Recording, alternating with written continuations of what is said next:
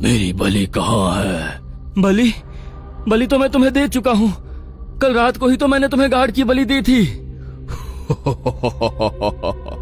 कहा था ना मैंने, अधूरा ज्ञान बहुत भारी पड़ता है। एक मानव की बलि नहीं चाहिए मुझे, 11 मानव की बलि चाहिए। 12 बज गए हैं, आज की बलि दो मुझे। क्या?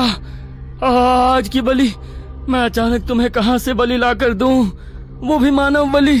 देखो, मुझे थोड़ा समय दो, मैं कल सुबह तुम्हें बलि दे दूंगा। तुम्हें पता है ना, मुझे इंतजार करना पसंद नहीं। बलि तो मैं अभी ही लूंगा। अगर किसी और की बलि नहीं मिली तो तुम होना। डर के मारे नितिन का शरीर पूरी तरह पसीने से भीग गया। तभी उसके दरवाजे पर नॉक हुई। लगता है कोई आया है, दरवाजा नहीं खोलोगे क्या? भैया, दरवाजा खोलो ना। मुझे पता है आप जाग रहे हो, कल मेरा मैथ्स का टेस्ट है, प्लीज थोड़ी हेल्प कर दो ना। नहीं, तुम जाओ यहाँ से, मेरी तबीयत कुछ ठीक नहीं है, और एक टेस्ट में कम नंबर लेकर आओगी तो कुछ फर्क नहीं पड़ेगा। जाओ यहाँ से। अरे, छोटी बहन है तुम्हारी, ऐसा क्यों करते हो? जाओ, जाकर दरवाजा खोलो, तुम्हारी बहन इंतजार कर रही है तुम्हारा। नहीं, देखो प्लीज नहीं, ऐसा सोचना भी मत, वो मेरी बहन है। कोई बात नहीं, अगर तुम दरवाजा नहीं खोल रहे तो मैं ही खोल देता हूँ। नहीं! बेताल पंखे से उतरकर सीधा दरवाजे की तरफ दौड़ा। उसने दरवाजा खोला। रिद्धि! रिद्धि! रिद्धि की आखिरी चीख के साथ वहां सब कुछ शांत हो गया। बेताल भी कमरे की खिड़की से गायब हो गया। नितिन के कमरे के बाहर उसकी बहन की हड्डियों का ढेर था। उसकी आंखों से आंसू रुकने का नाम नहीं ले रहे थे। पछतावा उसके आंसुओं में फूट फूट कर गिर रहा था। मैंने क्यों किया? मेरी बहन मेरी वजह से मारी गई। मुझे माफ कर देना रिद्धि, मुझे माफ कर देना। मुझे उसे और 9 बलि चढ़ानी होगी, वरना वो मुझसे पहले मेरे परिवार को खत्म कर देगा। नितिन अगले दिन शाम को अंधेरा होते ही पार्क के पास घूमने लगा। पार्क में सब बच्चे जब चले गए तो बस एक ही बच्चा वहां पर खेल रहा था। नितिन ने उसे नशीली दवाई खिलाई और अपने साथ अपने घर ले गया। जैसे ही रात के 12 बजे उसने लड़के के शरीर पर एक चीरा लगाया और जैसे ही उसके शरीर से खून निकला, बेताल उसके ऊपर झपटा और नितिन की आंखों के सामने उस जिंदा बच्चे का शरीर भी हड्डियों के ढेर में बदल गया। बेताल उसे देखकर भयानक तरीके से मुस्कुराया और हड्डियों के ढांचों को वहां छोड़कर फिर से खिड़की के रास्ते गायब हो गया। 8 बलि और चढ़ानी है बस मुझे, उसके बाद मुझे और मेरे परिवार को इस बेताल से मुक्ति मिल जाएगी।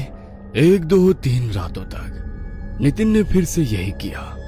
वह बच्चों के खेलने वाली जगह पर जाता और जो भी बच्चा आखिरी में उसे अकेला मिलता, वो उसकी बलि चढ़ाने के लिए उसे अपने साथ ले आता और उनकी बलि देकर उनकी हड्डियों का कब्रिस्तान में दफन कर देता।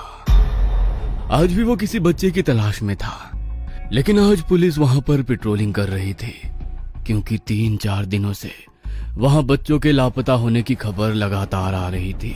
पुलिस का ध्यान नितिन पर गया कि वो बहुत देर से पार्क के आसपास घूम रहा है और बच्चों पर नजर रख रहा है। वहां पर पेट्रोलिंग कर रहा एक हवलदार नितिन के पास आया। क्या रे, इतनी देर से तू क्या कर रहा है यहाँ पर, और बार बार बच्चों के पास जाकर क्या देख रहा है? बच्चे उठाने वाला है तू? अरे कैसी बातें करते हो सर, मैं क्या आपको बच्चे उठाने वाला लगता हूँ? अब क्या पार्क में घूम भी नहीं सकते क्या? ज्यादा शाना बनता है। हाथ में क्या है तेरे, दिखा। कुछ नहीं है सर, कुछ नहीं है। दिखा। हवलदार ने नितिन के हाथ से पैकेट छीन लिया तो उसके अंदर नशे वाली दवाई थी। शर्ट ठीक निकला मेरा, बच्चों को नशे की दवाई खिलाकर अगवा करता है। अरे नहीं सर, ये तो मेरे लिए रात को नींद नहीं आती है ना, तो नींद की दवाई खाता हूँ, और कुछ नहीं है। नींद नहीं आती है ना तुझे, अभी थाने लेकर चलता हूँ, बहुत अच्छी नींद आएगी। चल, बच्चे चुराता है, शाना बनता है, इधर चल। हवलदार नितिन को अरेस्ट करके वहां से ले गया। रात के 12 बजते ही बेताल नितिन के पास पहुंच गया। तू आज मेरे लिए बलि लेकर नहीं आया, तो मैंने सोचा मैं ही तेरे पास आ जाता हूँ। मेरी आज की बलि कहाँ है? देखो, मैं तुम्हारे लिए आज बलि का इंतजाम नहीं कर पाया, लेकिन कल तुम्हें 2 मानव बलि दूंगा। आज के लिए मुझे बख्श दो। तू जानता है ना, मुझे इंतजार करना पसंद नहीं। अगर तू मुझे बलि नहीं देगा तो मैं खुद बलि ले लूंगा। नहीं नहीं, देखो तुम ऐसा नहीं कर सकते। मैं तुम्हें कह रहा हूँ ना, मुझे थोड़ा समय दो। पागल हो गया है क्या? किससे बातें कर रहा है? इतनी देर में नितिन ने हवलदार की तरफ मुड़कर वापस बेताल की तरफ देखा तो वो वहां नहीं था। कहाँ चला गया ये? कहाँ चला गया? कहीं ये घर तो नहीं गया?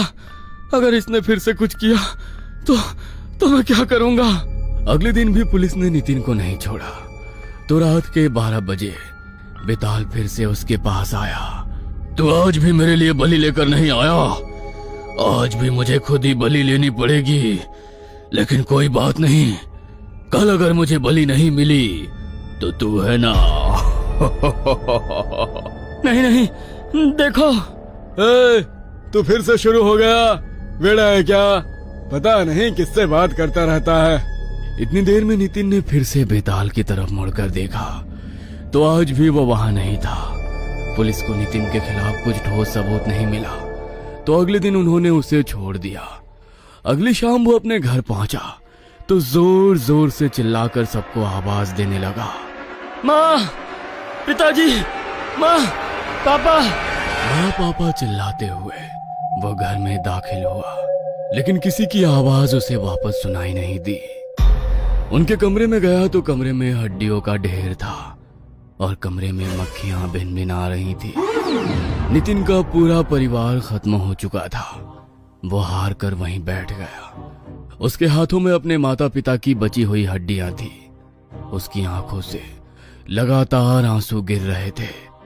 उसे याद आ रहा था कि कैसे उसकी वजह से उसका पूरा हंसता खेलता परिवार खत्म हो गया। जैसे ही रात के ठीक 12 बजे तो बेताल फिर से नितिन के पास आया।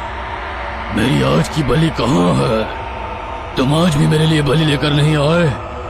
मैंने तुमसे कहा था मुझे ज्यादा इंतजार पसंद नहीं। अब मैं किसकी बलि लूं?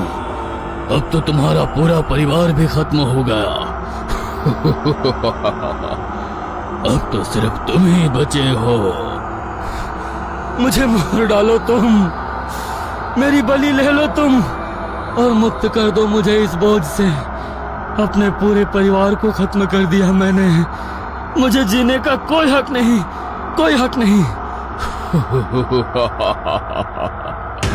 बेताल नितिन पर टूट पड़ा और कुछ देर बाद नितिन की आखिरी चीखों के साथ सब कुछ शांत हो गया और उसके पूरे घर में कुछ बचा तो बचा सिर्फ उसके पूरे परिवार की हड्डियों का ढेर।